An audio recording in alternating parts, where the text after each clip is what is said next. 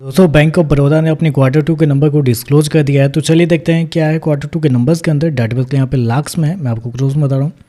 तो देखिए पिछले क्वार्टर में कंपनी ने 35,766 करोड़ का टोटल इनकम जनरेट किया था। पिछले साल 35,444 करोड़, अभी देखें तो 35,025 करोड़ आपको जाता हुआ देखने को मिला। तो साल से साल क्वार्टर देखें तो कंपनी का जो टोटल इनकम है वो लगभग हल्का सा गिरता हुआ देखने को मिला, या उसको फ्लैट भी बोल सकते हैं। 1% के आसपास की गिरावट है साल से साल। क्वार्टरली बेस पे 2% के आसपास की गिरावट देखने को मिल रही है।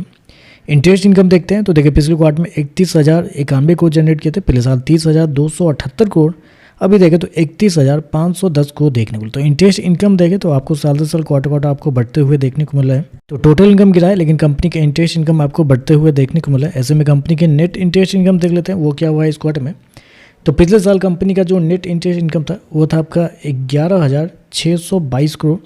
पिछले क्वार्टर की बात करते हैं तो पिछले क्वार्टर में 11,435 करोड़ था, जबकि अभी देखें तो इस क्वार्टर में कंपनी का नेट इंटरेस्ट इनकम 11,953 करोड़ आपको जाता हुआ देखने को मिला। तो यहाँ पे भी देखें तो साल से साल क्वार्टर बढ़ते हुए देखने को मिल रहा है, जबकि मार्केट का जो अनुमान था वो था लगभग 11,400 करोड़ के आसपास। तो यहाँ पे देखें तो जितना मार्केट का अनुमान था उससे हल्का सा बेहतर ही आपको देखने को मिला है। तो हालांकि कुछ ज़्यादा ग्रोथ नहीं है कंपनी के नेट इंटरेस्ट इनकम के अंदर, फ्लैट ही आपको देखने को मिला। 2-3% के आसपास की ग्रोथ है, लेकिन फिर भी देखें तो मार्केट की उम्मीद से बेहतर ही आपको देखने को मिला है। चलिए कंपनी खर्चे क्या वो देखते हैं। तो देखिए पिछले क्वार्टर में 27,529 करोड़ खर्च किए थे। पिछले साल 25,967 करोड़ के आसपास, जबकि अभी देखें तो कंपनी खर्चे 27,449 करोड़ आपको ज़्यादा हुआ देखने को। तो खर्चे देखें तो खर्चे आपको ज़्यादा देखने को मिला है, क्योंकि टोटल इनकम आपको साल से साल क्वार्टर गिरता हुआ देखने को मिला है, लेकिन खर्चे देखते हैं तो खर्चे ज़्यादा देखने को मिला है। चलिए कंपनी का प्रॉफिट क्या निकलता है वो देखते हैं, लेकिन उससे पहले कंपनी के प्रोविजन देख लेते हैं। तो पिछले क्वार्टर में कंपनी ने प्रोविजन के रूप में 1966 करोड़ गंवाए थे। पिछले साल 2,335 करोड़,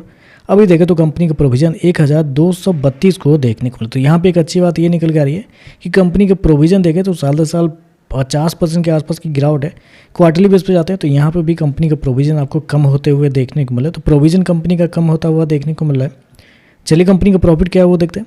तो देखिए पिछले क्वार्टर में कंपनी 4,541 करोड़ के प्रॉफिट में थी। पिछले साल 5,237 करोड़, अभी देखें तो कंपनी का प्रॉफिट 4,809 करोड़ आपको जाता हुआ देखने को मिला। तो कंपनी का प्रॉफिट देखें तो साल से साल गिरते हुए देखने को मिल रहा है। लगभग बोल सकते हैं 8% के आसपास की गिरावट आपको देखने को मिली। जबकि क्वार्टरली बेस पे आते हैं तो क्वार्टरली बेस पे कंपनी का प्रॉफिट के अंदर तेजी आपको देखने को मिल रही है।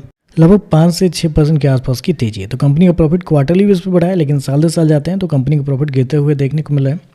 कंपनी शो किया 4,809 करोड़ का प्रॉफिट इस क्वार्टर में, जबकि मार्केट का अनुमान था लगभग 3700 करोड़ के आसपास। तो मार्केट के अनुमान से तो बेहतर ही आपको देखने को मिला है।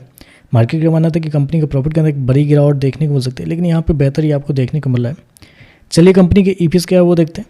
तो पिछले क्वार्टर में 8,78 पैसे, पिछले साल 10,13 पैसे, अभी देखें तो 9,30 आपको जाता हुआ देखने को मिला। जबकि ग्रॉस एनपीए अगर देखते हैं तो पिछले साल 2.50% के आसपास था, अभी देखें तो 2.16 है, जबकि पिछले क्वार्टर में 2.28 के आसपास था। और नेट एनपीए देखते हैं तो पिछले साल 0.60 था, अभी देखें तो 0.57 है, जबकि पिछले क्वार्टर में 0.60 के आसपास था। तो नेट एनपीए ग्रॉस एनपीए देखें तो आपको साल से साल क्वार्टर संभलता हुआ देखने को मिल रहा है। हालांकि मार्जिन देखते हैं तो मार्जिन कंपनी के आपको साल से साल क्वार्टर गिरते हुए देखने को मिले। ऑपरेटिंग मार्जिन साल से साल क्वार्टर गिरते हुए देखने को मिले, जबकि नेट मार्जिन देखते हैं तो नेट मार्जिन साल से साल गिरा है, लेकिन क्वार्टरली बेस पे बढ़ता हुआ देखने को मिल रहा है। तो ओवरऑल अगर देखा जाए तो देखिए अगर मार्केट एस्टीमेट के हिसाब से देखते हैं तो नंबर अच्छे देखने को मिले हैं, क्योंकि नेट इंटरेस्ट इनकम और कंपनी के प्रॉफिट दोनों देखें तो एस्टीमेट से बेहतर आपको देखने को मिले। बस यही एक छोटी सी प्रॉब्लम है कि अभी पीएसयू बैंक के अंदर एक बेहतरीन रैली आपको देखने को, मतलब पीएसयू बैंक गिरने का नाम ही नहीं ले रहा है।